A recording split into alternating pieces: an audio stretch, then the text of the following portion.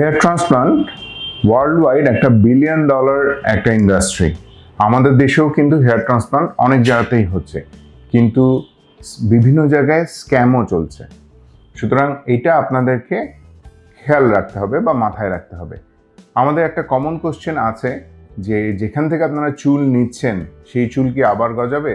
আমি দেখি বেশিরভাগ জায়গায় অ্যান্সার দিয়ে দিচ্ছে হ্যাঁ গজাবে। সত্যি কথা বলতে এইটা কখনোই গজাবে না। ধরুন আপনার পিছনে আমি ধরে নিলাম আপনার 1000 চুল আছে, আপনার সামনে বসাতে হয়তো 300 চুল লাগবে। আমি 1000 থেকে আপনার 300 চুল নিয়ে নিলাম, তাহলে বাকি থাকবে 700। তাহলে পিছনে কিন্তু আপনার এই 700 চুলই থাকবে। এই যে 300 চুল আমরা নিয়ে নিচ্ছি, এটা আর কখনো গজাবে না। সুতরাং কেউ যদি বলে থাকে যে পিছন থেকে যে চুলটা নিচ্ছি আমরা সেটা আবার গজিয়ে যাবে, এটা আপনার অন্যান্য চুলগুলা গজাবে, কিন্তু যেটা আমরা তুলে নিয়ে আসছি এটা একবারে গোড়া থেকেই তুলে নিয়ে আসছি। সুতরাং এটা আর গজানোর কোনো ধরনের সম্ভাবনা নেই।